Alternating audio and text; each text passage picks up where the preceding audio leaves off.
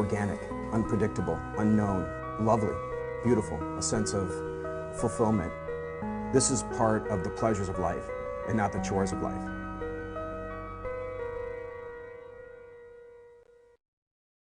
Coming up tonight on Daily Iowan TV, flu season is coming for both humans and birds.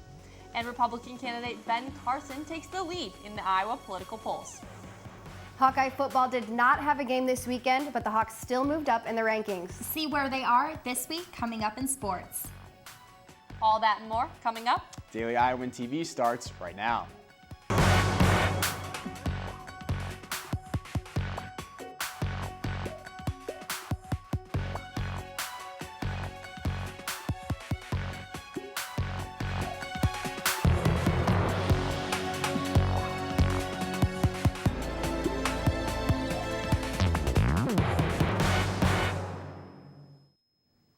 Good evening and thanks for joining us. I'm Megan Sanchez. And I'm Jeremy Meyer.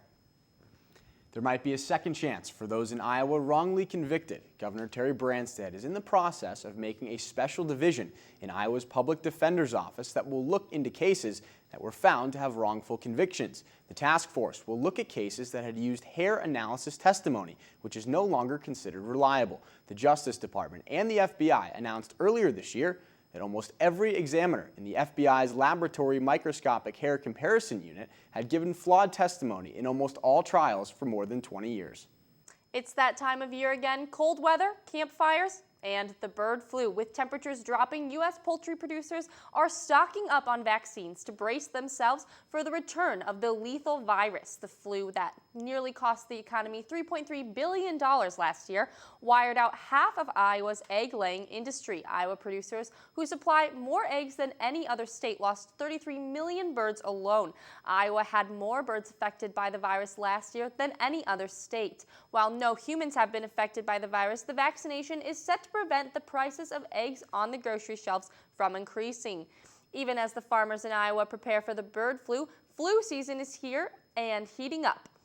The mumps aren't going away here on campus either, so we have Daily Iowan TV's Alara Bartlett who gave us a brief update on how sicknesses like these are doing here on campus. Flu season may be upon us, but luckily for the University of Iowa, there have been no confirmed cases of the flu so far. Student Health and Wellness gives around 4,000 flu shots each year, with many students choosing to get theirs elsewhere. According to the Center of Disease Control and Prevention, college students who receive a flu shot are 30% less likely to contract influenza. The CDC recommends that you get your flu vaccine as soon as it becomes available because it takes a couple weeks for immunity to develop. And there's usually no flu in our area until sometimes in rare cases there'll be flu in November. Students may get a flu shot for $30 at the Student Health and Wellness West Lawn Clinic or at their new location in the IMU. These clinics also provide the mumps-fighting MMR vaccination. But while flu shots may be working, the MMR vaccine may not be up to par.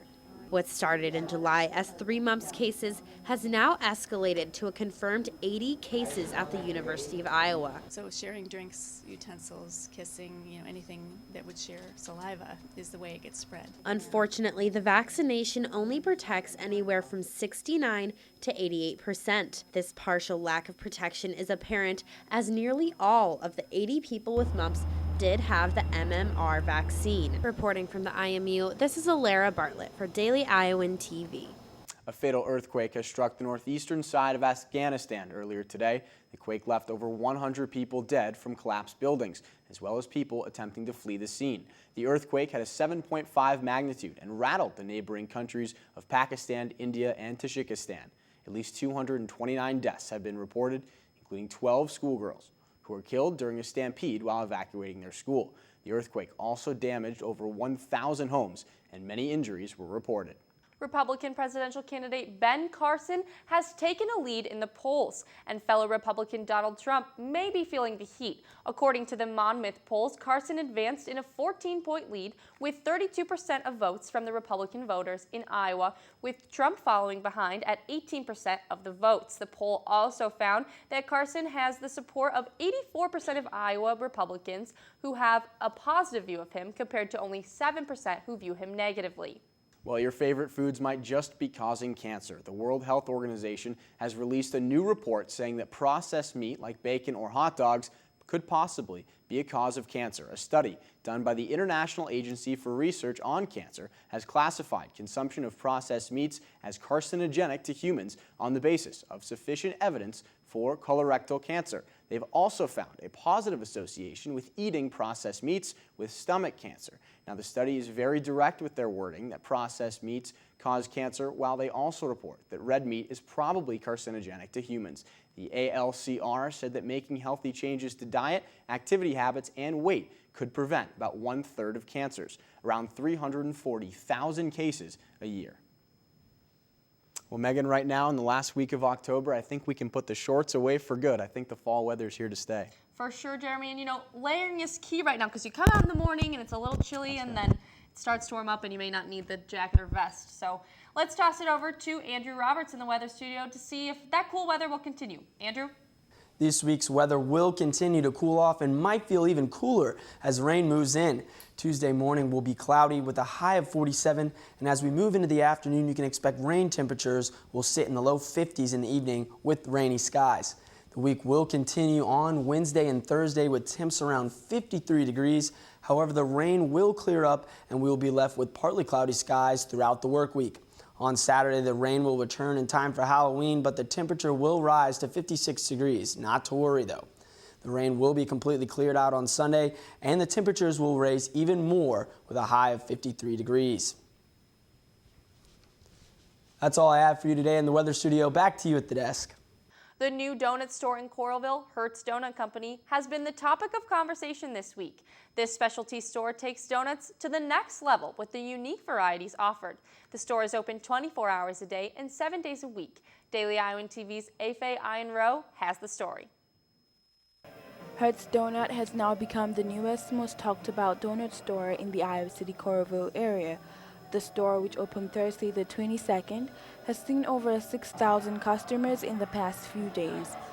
Hertz has everything from a classic donut to donuts with a little more twist. Anything from your basic glazed and old-fashioned to maple bacon bars. Pretty much anything you can put on top of a donut as far as cereals, candies, sprinkles, we do it. We have filled donuts. Bavarian cream is a very popular donut that we offer.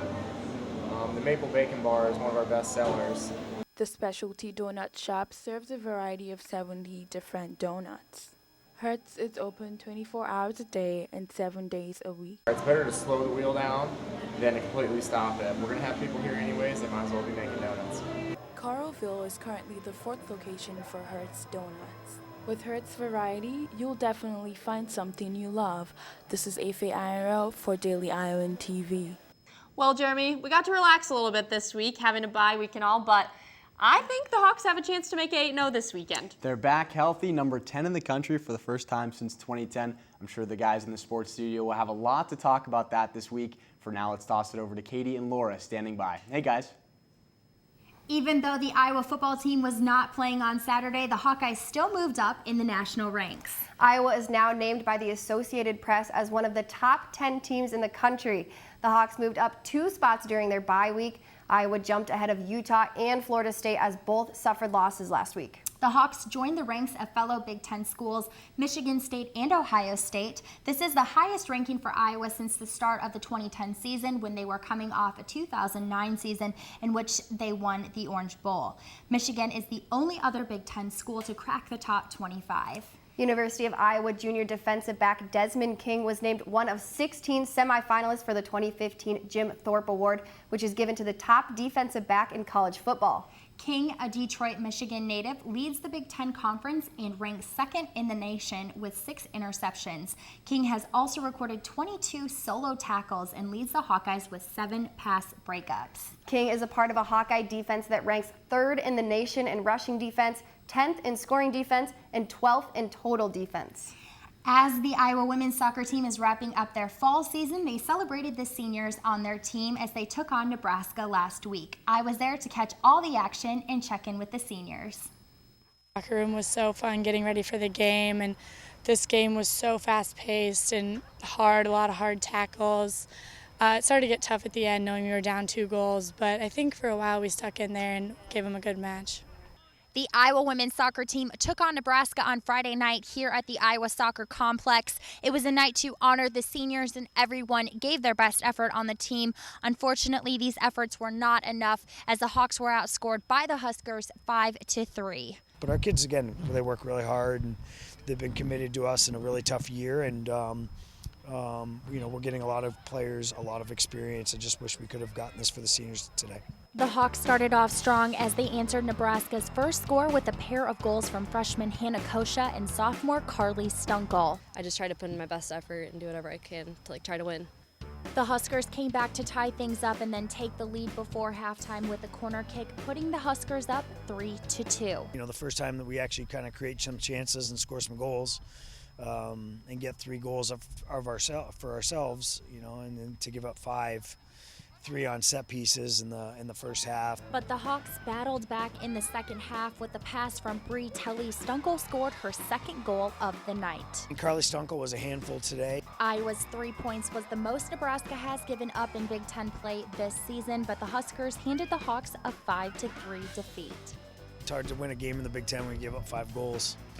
Despite the disappointment of the defeat, every player was playing for the seniors. I saw a lot of positivity and energy towards us and trying to get us a win tonight, but just didn't happen. It's just been kind of rough, so now it's just play your heart out, play for the seniors, play for the end of the season, and just try to get some wins, and obviously that didn't happen tonight. I'm not going to base my 4 years here off one game. I still have so much to be happy about. It hurts right now, but I'm not going to let this ruin my whole time here in Iowa. All 4 have been cornerstones to our program, and really have been kind of hiding under the 10 seniors that graduated last year. And so this has been a nice opportunity for them to be in the spotlight a little bit. This soccer team will close out their season as they take on Rutgers next Wednesday night here at the Iowa Soccer Complex. This has been Katie Reber, Daily Iowan TV Sports. This soccer team has had a building season this fall, but look to bounce back this spring with more experienced and healthy players. As Katie mentioned, their final game is this Wednesday against Rutgers.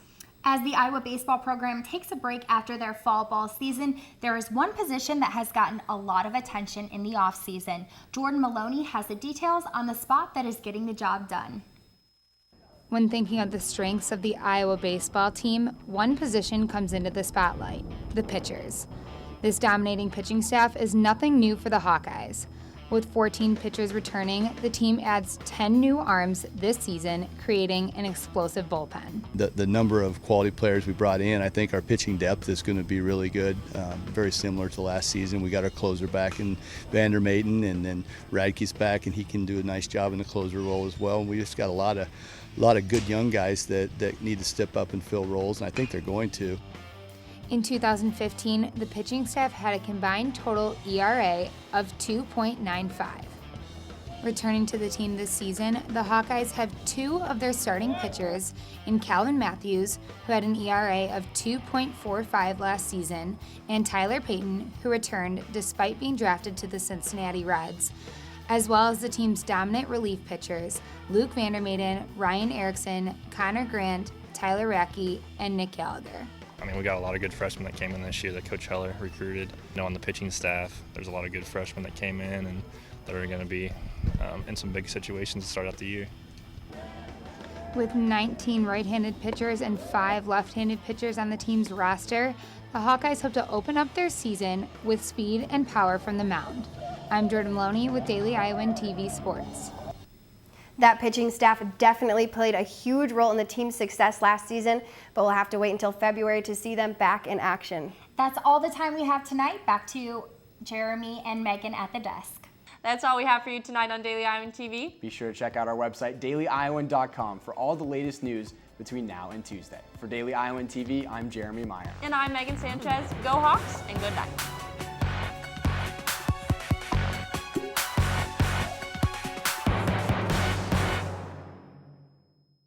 Well, look no further. You can download the Daily Iowan mobile app on your iPhone for the area's best news coverage. And you can also read and watch us on your iPad.